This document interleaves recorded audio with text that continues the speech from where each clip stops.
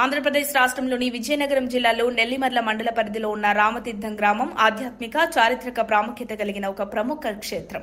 విజయనగరం నగరానికి కేవలం 12 కిలోమీటర్ల దూరంలో ఉన్న ఈ స్థలం రామాయణం మరియు మహాభారతం వంటి భారతీయ ఇతిహాసాల అనుబంధాలలో చిరపరిచితంగా నిలిచింది. ఈ ప్రాంతం ప్రతి అనువరువున రాముని నామస్మరణతో మారుమోగుతుందని నమ్మకం.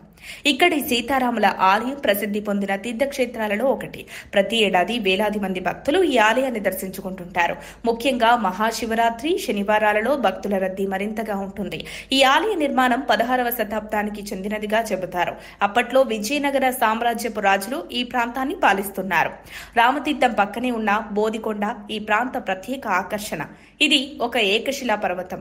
ఈ కొండపై కూడా రామాలయం ఉంది. పురాణాల ప్రకారం పాండవులు అరణ్యవాసంలో ఈ కొండపై నివసించినట్టు చెబుతారు. శ్రీకృష్ణుడు వారికి ఇచ్చిన దేవతామూర్తులు ఇప్పటికీ ఇక్కడ పూజలు పొందుతున్నాయి. ఈ కొండపై ఉన్న కొలను ఒక విశేష ఆకర్షణ. దీనిలో వేసిన నాణేలు కాశీ వరకు తేలతాయని స్థల ప్రత్యక్ష నమ్మకం ఉంది. అంతేకాక ఈ కొలనులో నీరు ఎప్పుడూ ఎండిపోదు. ఇది ఎంతో ఆసక్తికరమైన విషయం. బోదికొండపై ఉన్న మరో విశేష ప్రదేశం భీముడి గృహం. ఇక్కడ భీముడు తన బలంతో పడిపోయే పర్వతాన్ని తలతో ఆపాడని కథ చెబుతారు. ఈ ప్రదేశ నిర్మాణం కొంచెం సంక్లిష్టంగా ఉంటుంది. ఇరుకైన మార్గాలు, తిరుగుబాట్లే అధికంగా ఉంటాయి. బోదికొండకి సీతాదేవి వనవాసం సమయంలో ఉన్న అనేక సందర్భాలు జోడించబడ్డాయి.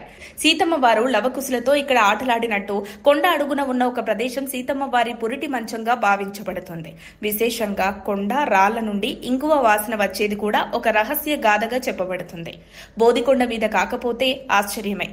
ఇక్కడ జైన మరియు బౌద్ధ ధర్మాలను సంబంధించిన ఆనవాలు కూడా ఉన్నాయి. ఓ శిథిల జైన దేవాలయం, అలాగే బౌద్ధరామం కూడా ఇక్కడ కనిపిస్తాయి. ఇవి స్థలానికి మరింత చారిత్రక ప్రాధాన్యతను అందిస్తున్నాయి.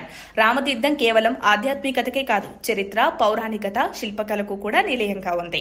ఈ ఆలయాన్ని దర్శించేవారు తప్పక బోదికొండకి వెళ్లి అక్కడి విశేషాలను అనుభవించాలి. ప్రతి పర్యాటకుడు లేదా భక్తుడు ఒకసారైనా ఈ పుణ్యభూమిని సందర్శించాలి.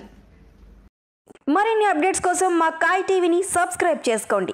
మా వీడియో కనుక మీకు నచ్చినట్లయితే లైక్ చేయండి, షేర్ చేయండి. మీ విలువైన అభిప్రాయాలను కామెంట్ బాక్స్లో తెలియజేయండి.